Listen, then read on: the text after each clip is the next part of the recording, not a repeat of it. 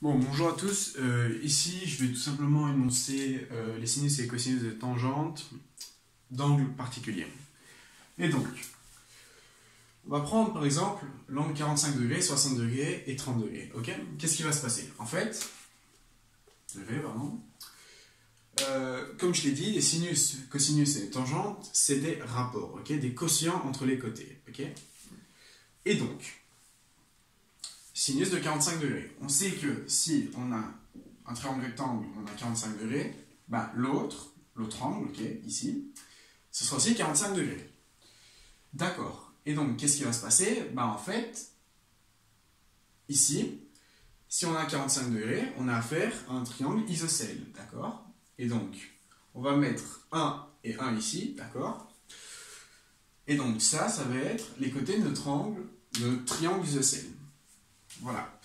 Par Pythagore, on obtient que l'hypoténuse est égale à la racine de 2. Ben, maintenant, on va faire notre quotient. Donc, sinus. Le sinus, c'est O sur H. D'accord? O, c'est 1 sur H, c'est racine de 2. Donc, le sinus de 45 degrés, c'est 1 sur racine de 2. On peut réécrire ceci en faisant quoi? On multiplie par racine de 2 en haut et en dessous, et on obtient racine de 2 sur 2. Voilà. Pareil pour le cosinus. Cosinus, c'est A.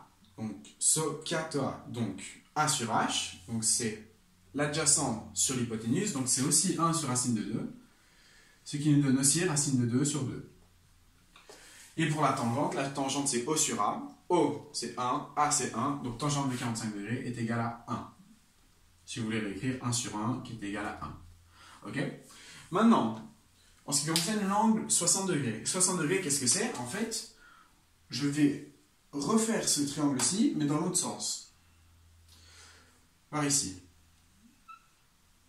Et donc, on va obtenir quoi? Oh, c'est très mal fait. On va obtenir quoi? On va obtenir 60 degrés ici, 30 degrés ici. En fait, on va avoir un triangle équilatéral. Ok? Le triangle équilatéral nous dit que tous les côtés sont de même longueur. Ici, je vais prendre la longueur 1. D'accord? Et donc, vu que la hauteur coupe en le milieu, ben en fait, ici, j'ai une longueur de 1,5.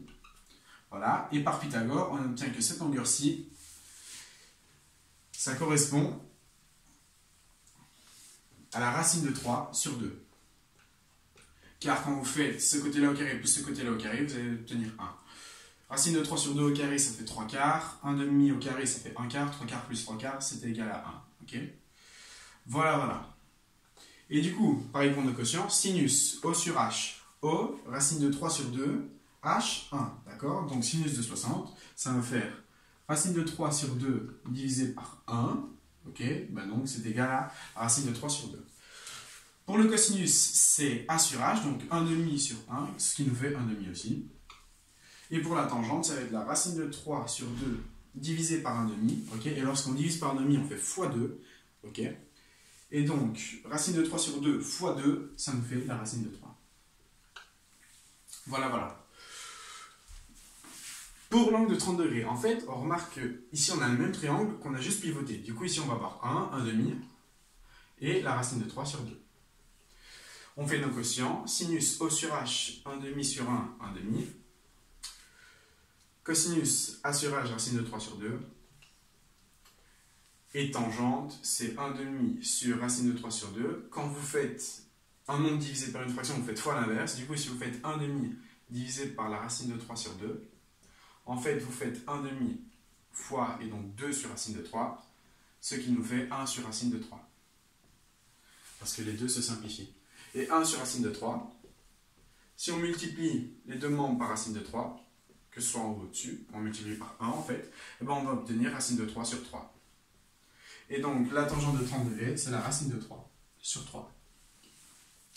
Voilà, ça c'est pour les angles particuliers dans les triangles rectangles possédant des angles aigus. C'est un peu logique, voilà.